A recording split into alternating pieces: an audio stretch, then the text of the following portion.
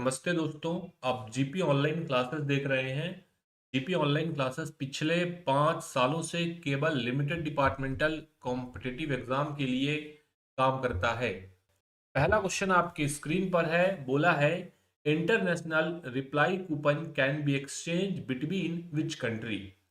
International reply coupon जो है वो किन देशों के बीच में इसका विनिमय एक्सचेंजमेंट जो है वो किया जा सकता है। यूपीयू कंट्री, एडब्ल्यूपीयू कंट्री, सार कंट्री, एशियन कंट्री, किन देशों के बीच इसको साझा किया जाएगा? तो जो मेंबर रहेंगे यूपीयू का, उन देशों के बीच में ही इसको साझा किया जा सकता है। अगला क्वेश्चन आपकी स्क्रीन पर है। बोला है, विच the following should be avoid on custom declaration form. आपको सीमा शुल्क घोषणा भरते समय इनमें से किससे बचना चाहिए? जैसे कि संक्षिप्त रूप यदि आप लिख रहे हैं, डिट्टो मार्क है उससे, या दोनों से, या इनमें से कोई नहीं। जब आप कस्टम डिक्लेरेशन फॉर्म भरते हैं, दो चीजें इंपॉर्टेंट होती हैं। संक्षिप्त चीजों का उपयोग नहीं करना है, कहने का मतलब कि एब्रीविएशन आपको नहीं उपयोग करना है, और छोटे मोटे मार्क जो होते हैं उसका उपयोग भी नहीं करना है। दोनों ही उत्तर करेक्ट है, इसीलिए हमने ऑप्शन नंबर सी का चयन किया है। चलिए फ्रेंड्स, अगला क्वेश्चन स्क्रीन पर है। बोला है, foreign money order has temporary suspended accept in which country. Question number 73 था। बोला था, किन देशों को छोड़कर मनी ऑर्डर सेवा अस्थायी तौर पर निलंबित कर दी गई है। Foreign money order service has been temporary suspended.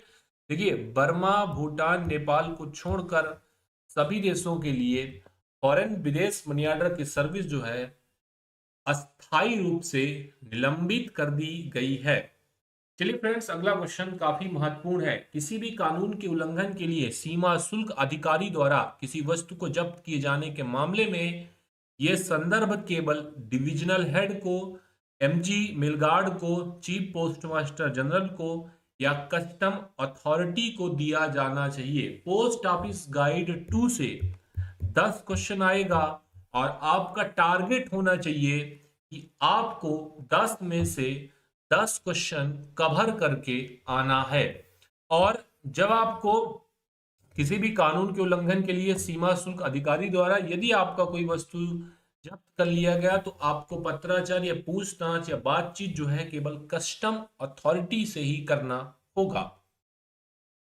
Friends, अगला क्वेश्चन आपकी स्क्रीन पर है। किन देशों के पते पर मनी ऑर्डर भेजने के लिए साधारण अंतर्देशीय मनी ऑर्डर फॉर्म इस्तेमाल किए जाते हैं? To which country are normal inland MO form use to send MO? Burma, Bhutan, Nepal, या फिर उपरोक्त में से सभी? किन देशों के पते पर मनी ऑर्डर भेजने के लिए आप साधारण अंतर्देशीय मनी ऑर्डर फॉर्म उपयोग कर सकते हैं?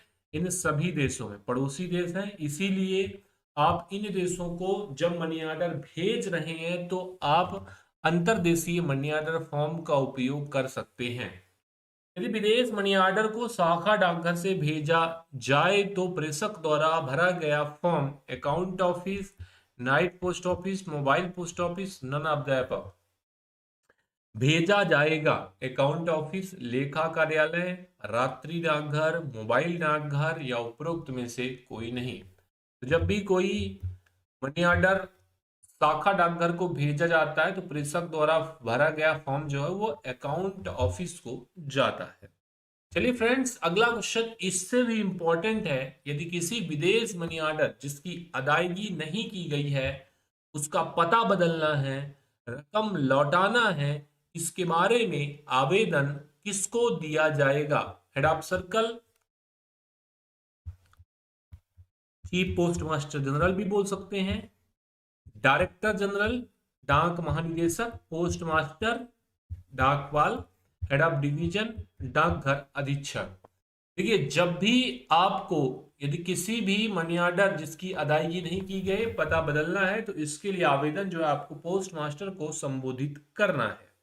ये क्वेश्चन जो 78 में है ये पूछा गया है। आपके प्रीवियस ईयर जितने भी पेपर हुए हैं उनमें से कई बार ये क्वेश्चन रिपीट हुआ है, तो ध्यान रखिएगा कि ये फिर से आने का चांस रहता है। बोला है कि भारत में विदेशों से प्राप्त मनी ऑर्डर किसके द्वारा तैयार किए जाते हैं? संबंधित विनिमय कार्यालय, संबंधित लेखा कार्यालय, संबंधित प्रधान कार्यालय या संबंधित सर्किल कार्यालय।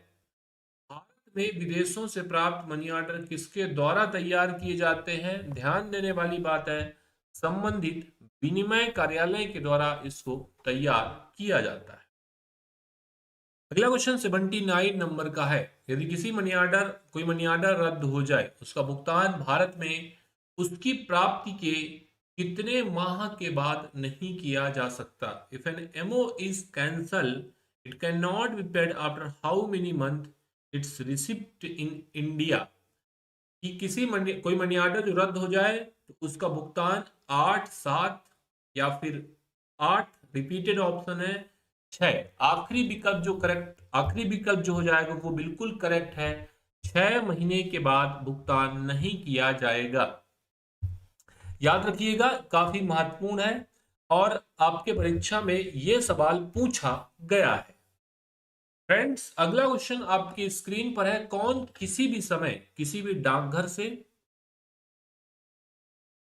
अगला क्वेश्चन काफी इंपॉर्टेंट है, ध्यान देने वाला क्वेश्चन हो जाता है कि कौन किसी भी समय किसी डाकघर, विशेष डाकघर के समूह द्वारा मनी ऑर्डर जारी करना निलंबित कर सकता है? ये power chief post master general के पास है, ये पावर डायरेक्टर जनरल डाक महानिदेशक के पास है। हाँ जी, ये पावर जो है डाक महानिदेशक डायरेक्टर जनरल के पास है। चलिए फ्रेंड्स, इससे भी इंपॉर्टेंट क्वेश्चन, और ये भी क्वेश्चन आपके परीक्षा में पूछा गया है। फ्रेंड्स, जितने भी क्वेश्चन आपको करवा रहा हूं, क्योंकि देखिए गाइड 2 में बहुत सारी चीजें दी गई है, लेकिन ध्यान देने वाला बात यह होता है कि अभी तक जितने भी क्वेश्चन पूछे आते हैं वो महत्वपूर्ण पूछे जाते हैं। ऐसा नहीं है कि कोई इंपॉर्टेंट चीज नहीं है और उसे संभावना ये रहती है कि इंपॉर्टेंट चीज पूछी जाती है। तो आपको ये सारे क्वेश्चन करके ही जाने हैं। पूछा है, विदेश डाकघर किसी भी आवक पार्सल को एक नया सीरियल नंबर देता है, किस कंडीशन में? Foreign post office give a new serial number two any inward parcel, जब शुल्क के अधीन किया जाता है, सीमा शुल्क के अधीन है और शुल्क का मूल्यांकन कर रहे हैं तब। सीमा शुल्क के अधीन होने पर शुल्क का निर्धारण किया जाता है या नहीं किया जाता, तब भी। जब सीमा शुल्क के अधीन होता है और इसका वजन 20 किलोग्राम से अधिक हो, तब, या इनमें से कोई नहीं। जब वो सीमा शुल्क के अधीन है और शुल्क का मूल्यांकन करेंगे।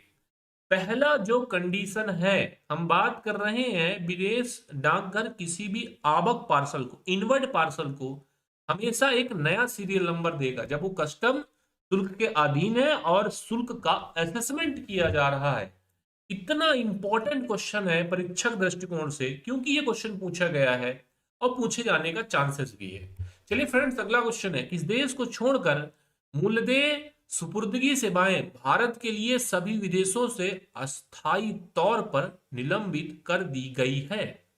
Valuable cash on delivery service India have been temporarily suspended from all overseas country except in which country? Burma, Bhutan, Nepal, all of the above. Valuable service और सीओडी की सर्विस बर्मा को छोड़कर बाकी सभी देशों के लिए अस्थाई तौर पर निलंबित कर दी गई है। हम गाइड 2 के अनुसार क्वेश्चन कर रहे हैं, क्या विदेश पार्सल भी सीओडी के अधीन जा सकते हैं? Can foreign parcel also send under COD? क्या विदेश पार्सल भी सीओडी के अंतर्गत जा सकते हैं? Can parcel also send, yes और no, which one is correct? बिल्कुल जा सकते हैं। अगला क्वेश्चन आपकी स्क्रीन पर आ चुका है। In the case of VP parcel, to whom does the remitter have to pay the fee? मूल्य दे पार्सल के मामले में प्रेषक को भेजी जाने वाली रकम किसे देना पड़ता है? सेंडर को, एड्रेसी को? कौन देगा? वैल्यूएबल के मामले में राशि जो है वो प्राप्तकर्ता देता है, क्योंकि उस आर्टिकल को हमने वैल्यूएबल के तहत भेजा था। ये राशि प्राप्तकर्ता से लेकर हम सेंडर तक भेजते हैं। Where should VP COD written in parcel send under value payable, cash on delivery, bottom left, upper middle, top left, top right, what is right answer, which one is correct answer friend, इनमें से कौन सा विकल्प सही है। Question पूछा था मूलदेय और सीओडी के अंतर्गत भेजने वाले पार्सल में आपको ये जो वीपी और सीओडी का रिमार्क होता है ये कहां पर लिखना चाहिए, और वो स्थान हो जाएगा टॉप लेफ्ट कॉर्नर। ये हो गया आर्टिकल और ये वाला भाग हो गया टॉप लेफ्ट कॉर्नर। चलिए फ्रेंड्स, अगला क्वेश्चन आपकी स्क्रीन पर आ चुका है, और अगला क्वेश्चन जो पूछा है, मूलदेय और सीओडी पार्सल में प्रेषक का नाम और पता कहां पर लिखा जाता है। Bottom right corner, top right corner, bottom left corner, top left corner. प्रेषक का पता जो है वो कहां पे लिखा जाएगा, बॉटम लेफ्ट कॉर्नर, जैसा हम इंलैंड पोस्टल आर्टिकल में करते हैं वैसा ही होता है। ठीक है, चलिए ये क्वेश्चन काफी इंपॉर्टेंट है, पूछा जा गया है, पूछा जा सकता है। अब देखिए, मैं पिछले 6 सालों से केवल विभागीय परीक्षा के लिए ही काम करता हूं, तो ये आकलन किया है कि पोस्ट ऑफिस गाइड 2 जो है वो काफी बहुत सारी चीजें दी गई है, लेकिन महत्वपूर्ण चीजों पर ज्यादा ध्यान दिया जाता है। कई बार आपने देखा होगा कि 10 में से 9 क्वेश्चन ऐसे आते हैं जो आपने पिछले साल के पेपर में देखे हैं, तो आपको कम से कम 2 बार, इसीलिए बोलता हूं कि पेपर 2 बार, ये टॉपिक वाइज एमसीक्यू और थ्योरी का गहन अध्ययन, ये चीजें आपको 2026 में निश्चित रूप से आपके लक्ष्य तक पहुंचाएंगी। एक मूल्यांकन ज्ञापन जो होता है उसके साथ आता है एन असेसमेंट मेमो, केवल आवक पार्सल जिस पर शुल्क का निर्धारण, सभी आवक विदेशी पार्सल भले ही शुल्क का आकलन नहीं किया गया है, सभी आवक पार्सल 20 किलो से अधिक का है। इस पर एक मूल्यांकन ज्ञापन होता है, सभी विदेशी पार्सल पर मूल्यांकन ज्ञापन होगा, असेसमेंट मेमो होगा, इस पर उससे संबंधित चीजें नोट की जाएंगी। सभी इनवर्ड पार्सल, सभी इनवर्ड विदेशी पार्सल भले ही उसका आकलन किया गया है या फिर नहीं। चलिए फ्रेंड्स, अगला क्वेश्चन आपके स्क्रीन पर है, जिन पार्सलों के वितरण ग्रेट ब्रिटेन, उत्तरी आयरलैंड, मलेशिया में होना है, उनके मामले में प्रेषक को चाहिए कि भेजी जाने वाली रकम पर निकाले गए शुल्क की पूर्व अदायगी, उस शुल्क को नगद, डाक ticket, franking machine, revenue ticket किस माध्यम से पेड करना चाहिए, और वो माध्यम होगा डाक टिकट या पोस्टेज स्टाम्प का उपयोग करके। अगला क्वेश्चन, आपने यदि पेपर सॉल्व किया है पिछले कई सालों से, यदि आप प्रिपेयर कर रहे हैं चीजों को, तो आपने देखा होगा कि ये भी क्वेश्चन आपके परीक्षा में आया है, और ये एक बार नहीं आया बल्कि कितने बार पूछा गया है। Article liable to export duty are detain and outward office of exchange, the sender is inform regarding the payment of duty by office of exchange, by the custom authority directly, by the head office of the circle, all of the above, what is right answer, कौन सा विकल्प सही है। देखिए, निर्यात शुल्क के लिए उत्तरदायी वस्तुओं को एक्सचेंज के बाहरी कार्यालय में रोक दिया जाता है। शुल्क में किसी प्रकार का कोई अंतर है, अब प्रेषक को शुल्क के भुगतान के बारे में सीधे कस्टम अथॉरिटी के द्वारा सूचित किया जाता है। अब ध्यान देने वाली बात यह हो जाती है, अगला क्वेश्चन स्क्रीन पर है, ऑप्शन बी करेक्ट था, बिल्कुल बी को याद करिएगा, काफी महत्वपूर्ण सवाल है भाई। भारत में वितरण के लिए प्राप्त मूल्यदेय पत्र डाक वस्तु, कैश ऑन डिलीवरी सेवा के अधीन मूल्यदेय पार्सल, प्राप्तकर्ता को कौन सा शुल्क अदा करना होता है, बताइएगा।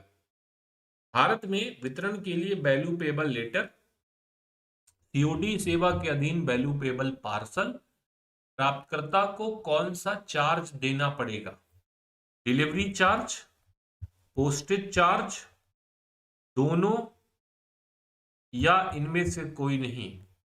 जब आप ये नियम पढ़ेंगे तो उस नियम में साफ तरीके से मेंशन किया गया है कि भाई यदि आप मूल्यदेय पार्सल और मूल्यदेय पत्र भारत में वितरण के लिए प्राप्त कर रहे हैं तो डिलीवरी चार्ज जो है आपको देना पड़ेगा। ये काफी इंपॉर्टेंट क्वेश्चन था। अगला आपकी स्क्रीन पर आ चुका है। What amount will charge from addressee in case VP letter parcel receive delivery in India. भारत में वितरण के लिए मूल्यदेय लेटर पार्सल के मामले में प्राप्तकर्ता से कौन सी रकम ली जाती है। पहला है specified amount to be sent remitter, delivery charge mention in appendix, insurance charge अगर कोई है तो, additional fee, calculated amount sent to sender, all of the above. भारत में वितरण के लिए प्राप्त मूल्यदेय लेटर और पार्सल के मामले में प्राप्तकर्ता से कौन सी रकम वसूल की जाएगी। कौन सी रकम वसूल की जाती है। प्रेषक को भेजी जाने वाली रकम, बिल्कुल। वितरण शुल्क, अगर कोई बीमा शुल्क है, प्रेषक को भेजी जाने वाली रकम पर कोई लगा अतिरिक्त शुल्क, ये सभी चार्जेस लिए जाते हैं जब भारत में वितरण के लिए मूल्यदेय पत्र और पार्सल आता है। समझने वाली बात है, काफी महत्वपूर्ण सवाल है। जिसने ईट किया है उनका उत्तर बिल्कुल सही है। अब बात कर रहे हैं क्वेश्चन नंबर 92 के बारे में। भारत में वितरण के लिए मूल्यदेय लेटर पार्सल प्राप्तकर्ता से रकम वसूल करने के बाद प्रेषक को cash, money order, by credit the account, by cheque, which one is correct answer. अब ये रकम जब हम वसूल करेंगे तो ये रकम मनी ऑर्डर के द्वारा प्राप्तकर्ता तक पहुंचाई जाती है।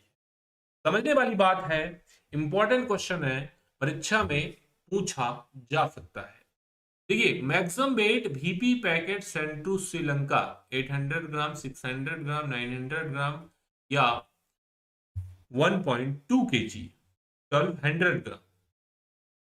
बताइए, श्रीलंका को भेजने के लिए मूल्यदेय पैकेट का अधिकतम वजन जो है वो 900 ग्राम से अधिक का नहीं होना चाहिए। चलिए फ्रेंड्स, अगला क्वेश्चन करिएगा। महत्वपूर्ण क्वेश्चन था, अगला आपकी स्क्रीन पर आ चुका है। इससे भी ज्यादा महत्वपूर्ण क्वेश्चन है। देखिए, कभी कभी डायरेक्टली सेक्शन पूछ लेता है।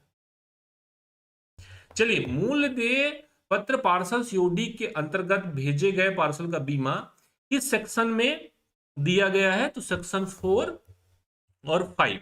ठीक है, आपको ये क्वेश्चन ध्यान रख लेना। अगला सवाल आपकी स्क्रीन पर है। In which section are there VP and COD service. VP COD service से रिलेटेड जो भी नियम दिए गए हैं वो किस सेक्शन में दिए गए हैं। सेक्शन पूछता है, पीओ गाइड 2 में सेक्शन कई बार पूछता है, तो सेक्शन तो आपको याद होना चाहिए। सेक्शन 8 में दिया है value payable and cash on delivery से संबंधित। चलिए बताइएगा, किसी विदेशी वस्तु का अधिकतम मूल्य बीमा का अधिकतम मूल्य इतने से अधिक नहीं होना चाहिए। What should not exceed the maximum value of insurance of foreign item। कितना भाई, एक्चुअल वैल्यू। बीमा हमेशा उस कंटेंट के वास्तविक मूल्य का किया जाता है। In which section POG2 custom control mention. हमने क्या देखा, 8 में आपका VPCOD था। अब हमसे पूछा है कि किस प्रकरण में सीमा शुल्क नियंत्रण दिया है। तो प्रकरण था आपका 9 नंबर का। सेक्शन 9 में आपका जो नियम दिया गया है वो कस्टम शुल्क से संबंधित है, सीमा शुल्क नियंत्रण से संबंधित है। भारतीय सीमा शुल्क अधिनियम किस वर्ष बना था। महत्वपूर्ण सवाल स्क्रीन पर आ गया है। जिन्होंने भी 1962 दिया है उनका करेक्ट है। अगला क्वेश्चन स्क्रीन पर है, भारत की सीमा से बाहर के स्थानों को अथवा सीमाओं के बाहर से भारत के स्थानों के लिए भेजी गई वस्तु पर किसका नियंत्रण होगा। Director general, communication, custom authority, import export duty officer. Option number C correct है, custom authority. When is the custom control basically imposed. सीमा शुल्क संबंधी नियंत्रण मूल रूप से कब लगाया जाता है।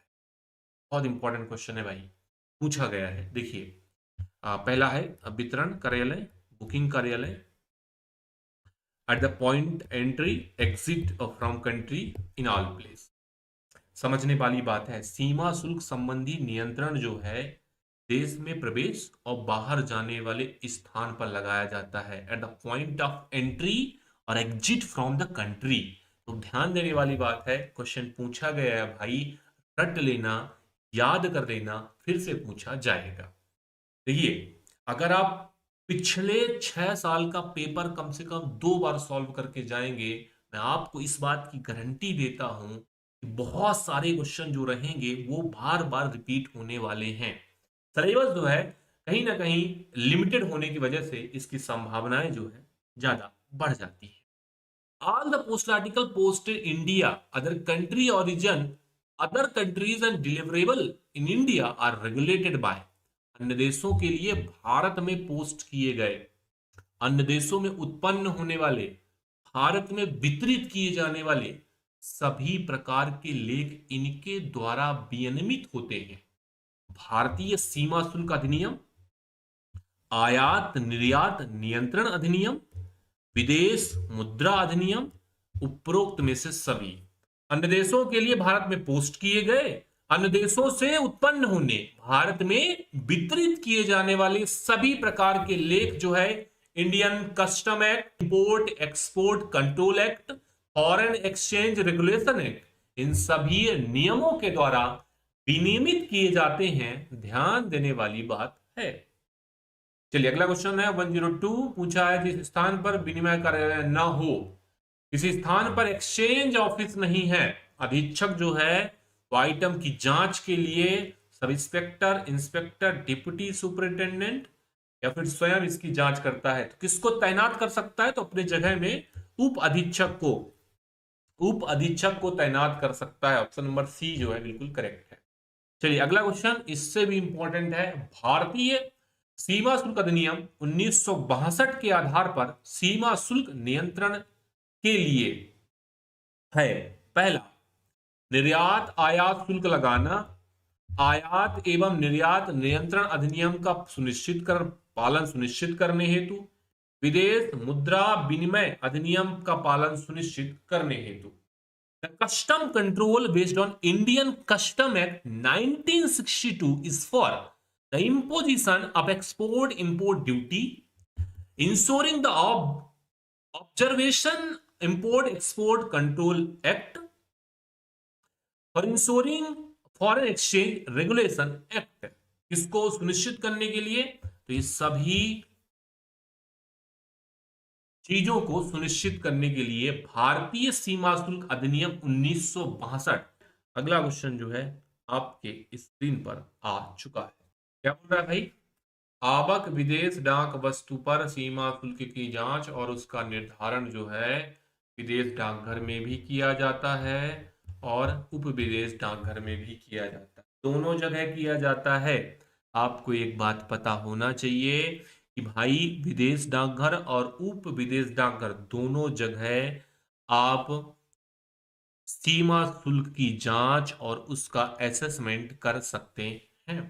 देखिए उप विदेश डाकघर विनिमय का कार्यालय नहीं होता, उप विदेश डाकघर विनिमय का कार्यालय नहीं होता। विनिमय का कार्यालय का मतलब है विदेश के किसी भी डाकघर से डाक का आदान प्रदान नहीं करता है। कौन नहीं करता है? तो वो है उप विदेश डाकघर। कौन करता है? तो वो है विदेश डाकघर। लेकिन सीमा शुल्क दोनों ऑफिस में होगा, विदेश डाकघर केवल विनिमय कार्यालय होता है, उप विदेश डाकघर विनिमय कार्यालय नहीं होता।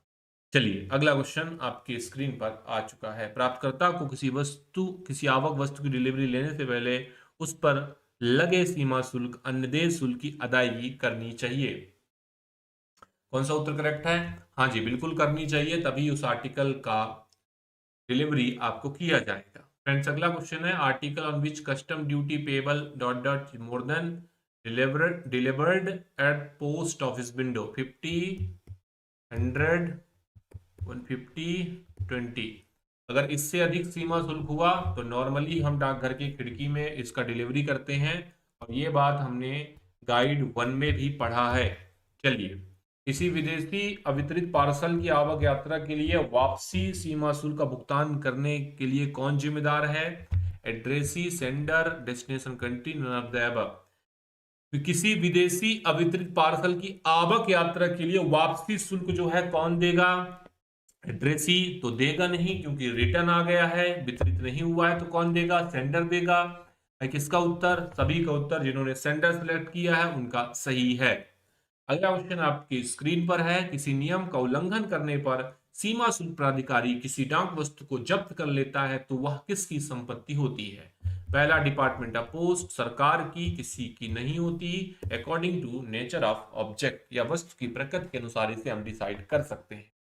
यदि कोई वस्तु जब्त कर लिया गया तो वो सरकार के अंतर्गत आता है और सरकार की संपत्ति जो है होती है। चलिए फ्रेंड्स, अगला क्वेश्चन स्क्रीन पर है। हमने देखा था जब हमने वैल्यूएबल संबंधी चीजें देखी तो वहां पर हम देख रहे थे कि कोई भी आवक पार्सल भारत में डिलीवरी के लिए आया तो उसमें कौन कौन से चार्जेस लगते थे। भारत में डिलीवरी के लिए प्राप्त पार्सल भीपी पत्र भीपी के मामले में नीचे निर्दिष्ट निम्नलिखित में से कौन सी राशि प्राप्तकर्ता से एकत्र नहीं की जाती है? समझने वाली बात है कि पिछला क्वेश्चन देखा, वहां पर देखा था कि कौन सी की जाती थी। अब है the following amount specified below और not collected from the addressee in case BP letter parcel receive for delivery in India. Amount specified to be remitted to sender, delivery fee, an additional fee calculated, amount remittance to sender। ये सारे charges collect किए जाते हैं। जो राशि उस पर specified रहेगा, डिलीवरी चार्ज है, एडिशनल चार्ज हम लेंगे, जैसे यदि मनी ऑर्डर के माध्यम से भेजते हैं तो वो चार्ज लेते हैं। ये सारे ही चार्जेस कलेक्ट किए जाते हैं। तो भाई ऑप्शन तो डी चयन करना था ना, क्योंकि इसमें से हमसे पूछा था कौन सा कलेक्ट नहीं किया जाता। चलिए, ऑप्शन नंबर डी करेक्ट हो जाए। In which section the prohibition restriction related foreign parcel are mention. विदेश डाक से संबंधित निषेध प्रतिबंध किस प्रकरण में उल्लिखित किया गया है? 9, 10, 11 या 4। क्वेश्चन नंबर 110 आपकी स्क्रीन पर है। आपसे पूछा है कि सेक्शन में निषेध और प्रतिबंध बताया गया है। सेक्शन है 10।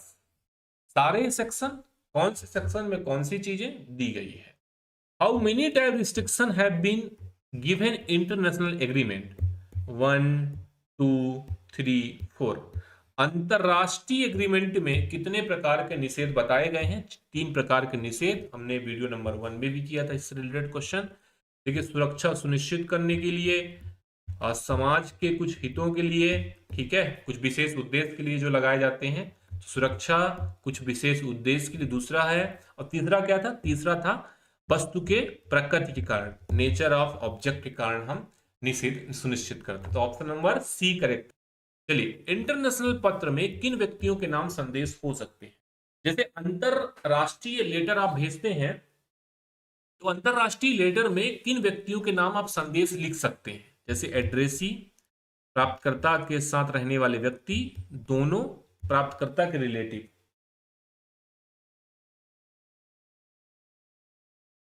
समझने वाली बात है कि अंतरराष्ट्रीय पत्र में आप प्राप्तकर्ता और उसके साथ रहने वाले व्यक्ति के नाम में एक संदेश साझा कर सकते हैं।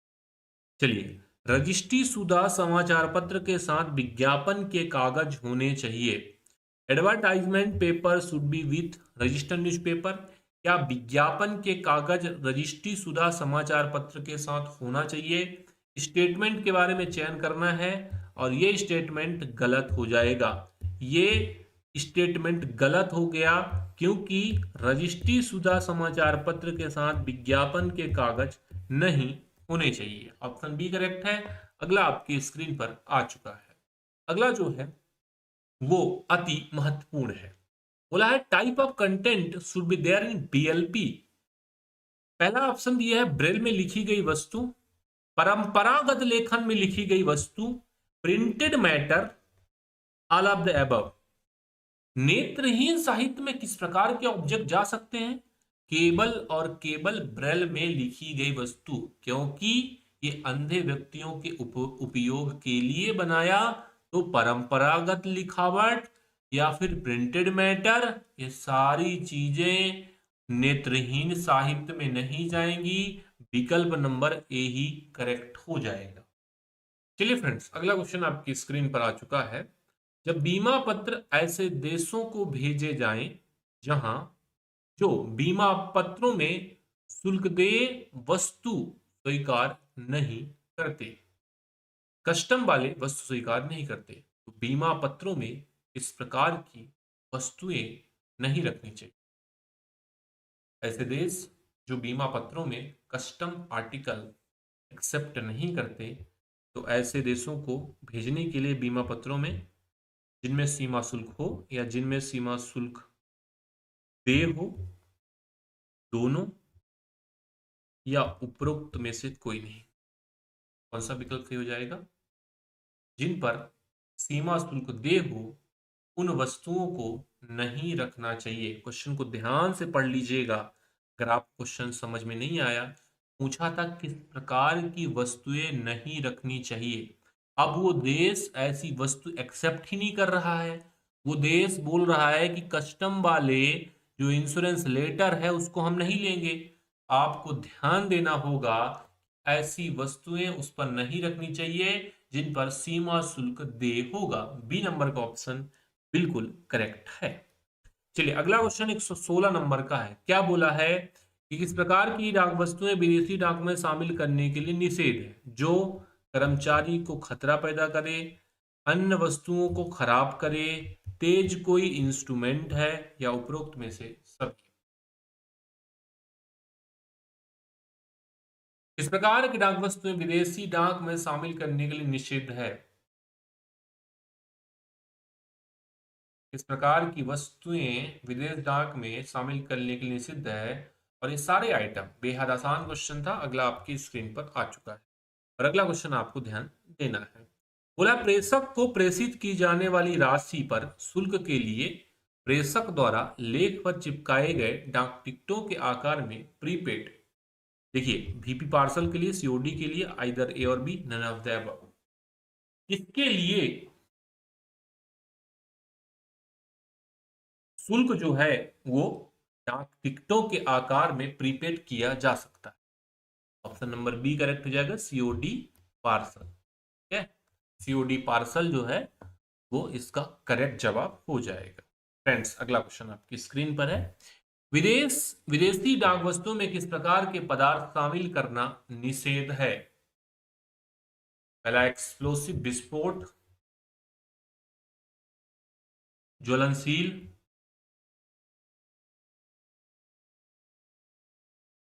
गंदे, घातक, हानिकारक, या सभी। विदेश डाक में किस प्रकार की पदार्थ शामिल करना प्रोहिबिशन का कैटेगरी में आता है? और वो हो जाएगा आपका ये सभी, विस्फोटक, ज्वलनशील, घातक, हानिकारक। ऑप्शन नंबर डी जो है हमने सेलेक्ट कर लिया। फ्रेंड्स, अगला क्वेश्चन स्क्रीन पर है। विदेश डाक वस्तु में प्रकरण 4 के निर्धारित शर्तों के अधीन पत्रों के तौर पर किसे भेजने की अनुमति है? What is allowed to be sent later in foreign postal article subject to condition let down section 4? Perishable matter, chemical, flammable material, bundle of matches। नासवान जैव तत्व आप पत्रों के तौर पर, या हम बोले कि लेटर पोस्ट से भेज सकते हैं। चलिए अगला क्वेश्चन है, पूछा गया है पीवाईक्यू जो पेपर हुए हैं उनमें पूछा गया है, विदेश डाक वस्तु में किन जीवों के नाशक जीवों को कीड़ नियंत्रण उद्देश्य से पत्र डाक के जरिए भेजा जा सकता है? मधुमक्खी, रेशम के कीड़े, कॉकरोच, दोनों, उपरोक्त में से कोई नहीं। कौन सा आइटम डाक के माध्यम से जा सकता है? जिनको कंफ्यूजन होगा उनको ध्यान रखना इंपॉर्टेंट है कि ऑप्शन नंबर ए में जो चीजें दी गई है वो चीजें डाक के माध्यम से भेजी जा सकती हैं। इतना इंपॉर्टेंट क्वेश्चन था। अगला क्वेश्चन स्क्रीन पर आ चुका है। What type of material cannot be accepted for sending through foreign post? Indecent obscene printing, painters engraving books which have indecent obscene issues, word of obsequious rate grossly abuse nature, all of the above. कौन सी चीजें डाक के माध्यम से नहीं स्वीकार की जाएंगी? सभी प्रकार के आइटम निषेध में आते हैं तो स्वीकार नहीं किए जाएंगे। ठीक है फ्रेंड्स, अगला आपके स्क्रीन पर है। सो 22 है, which of the following item is not prohibited in foreign post? Coupon, lottery, सरकारी लॉटरी, प्रस्ताव विज्ञापन जो लॉटरी से संबंधित हो। कौन सा निषेध नहीं है? कौन सा निषेध नहीं है? तो सरकारी लॉटरी जो सरकार द्वारा आयोजित होती है। ये काफी इंपॉर्टेंट है, ये पूछा गया है, बार बार पूछा गया है, PYQ में ये क्वेश्चन पूछा गया है, ध्यान दीजिएगा। It is prohibited to send newspaper paper containing seditious matter foreign post, it is punishable under which section? IPC। विदेश डाक में राजद्रोहात्मक विषय से युक्त समाचार पत्र कागजात भेजना निषिद्ध है। इसे 123A, 24A, 123B, 24B के तहत अपराध माना जाता है। किसके तहत इसे अपराध माना जाता है? और वो सेक्शन है IPC 124A। Next question screen पर है। Extra charge foreign parcel while transmission at a country of destination, warehousing, custom clearance, delivery, all of the above.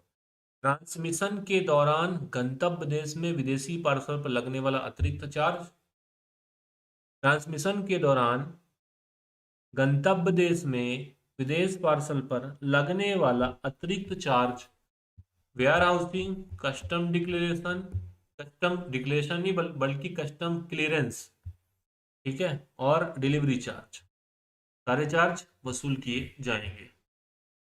चलिए, in which year press and registration book act pass? 1856, 1865, 1867, 1876। प्रेस पंजीकरण अधिनियम किस वर्ष पारित हुआ?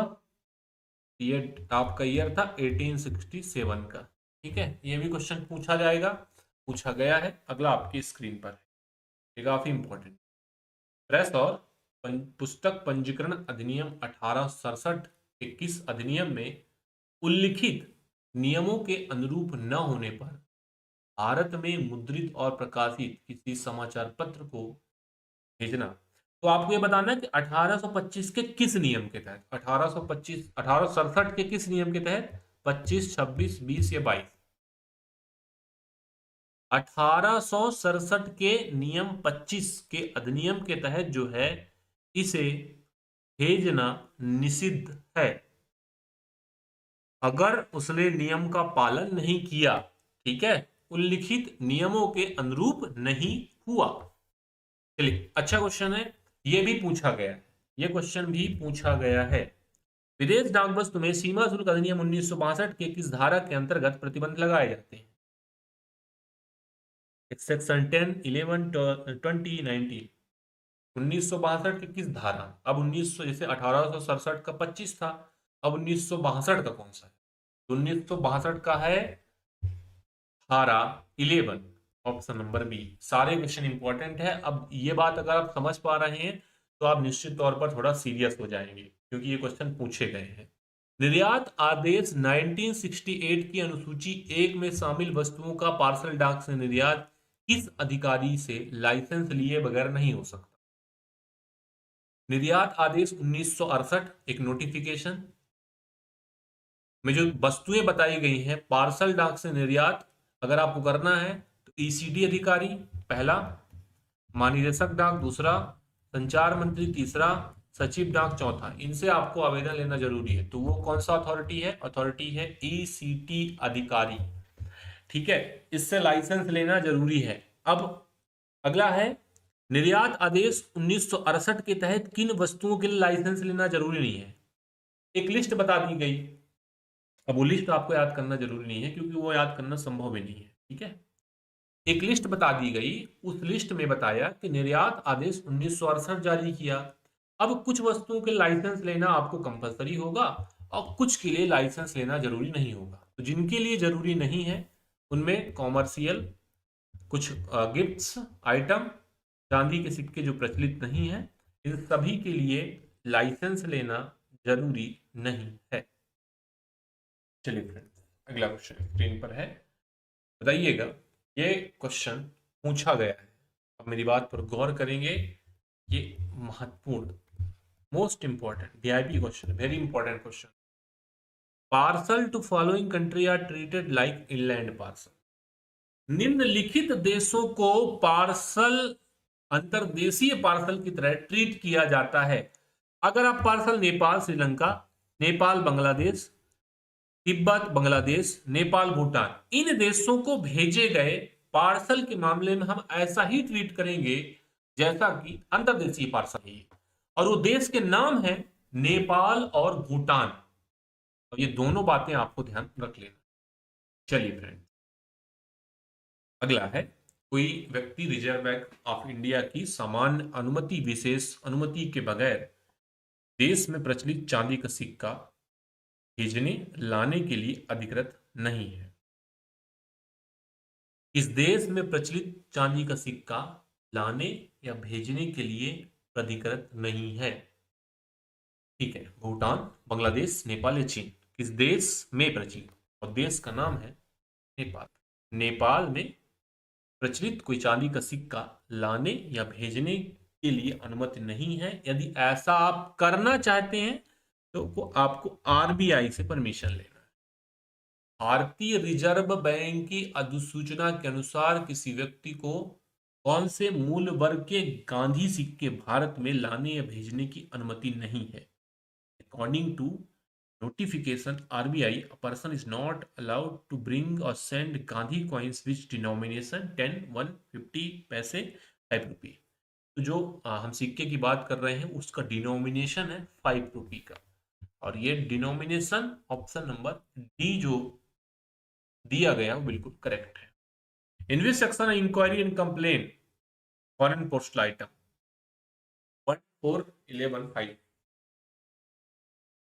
विदेश डाक वस्तु की पूछताछ शिकायतें किस प्रकरण में दी गई है।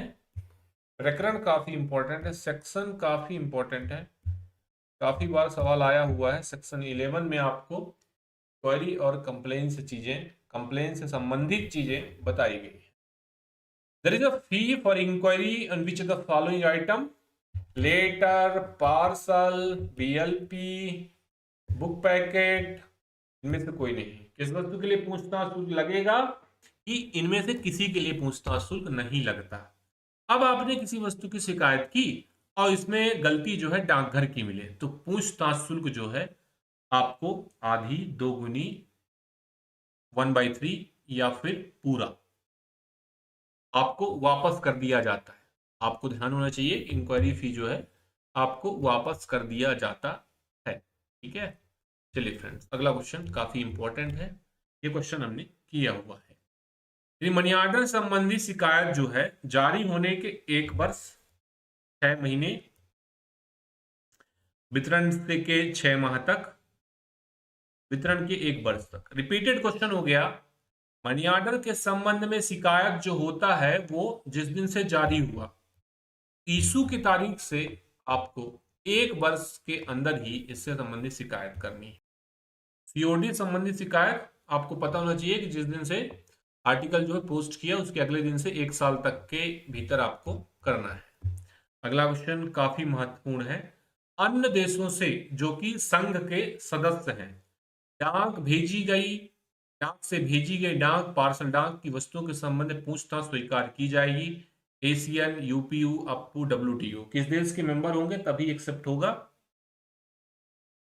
और ये देश है आपका कि यूपीयू के मेंबर होंगे तो पूछताछ जो है एक्सेप्टेबल हो जाएगा, तो हमने बताया था कि सारे रेगुलेशन जो है यूपीयू के द्वारा ही चलते हैं। चलिए अगला क्वेश्चन है 139, बोला है डॉट डॉट के लिए प्रेषक को प्रेषित की जाने वाली राशि पर प्राप्त शुल्क प्राप्तकर्ता द्वारा देय होता है।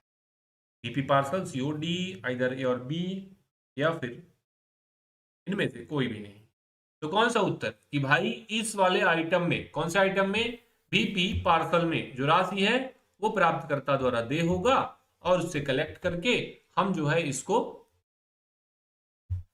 प्रेषक तक पहुंचाएंगे। ठीक है, चलिए फ्रेंड्स, अगला क्वेश्चन स्क्रीन पर है 140। 140 नंबर का क्वेश्चन है। विदेश वस्तु पर नियंत्रण विदेश डाकघर में किया जाता है। जो अधिकारी ये नियंत्रण करता है वो विभाग से संबंधित होता है। संचार विभाग, टेलीग्राफ डिपार्टमेंट या फिर custom department, import export department. Option number A, B, C या फिर डी।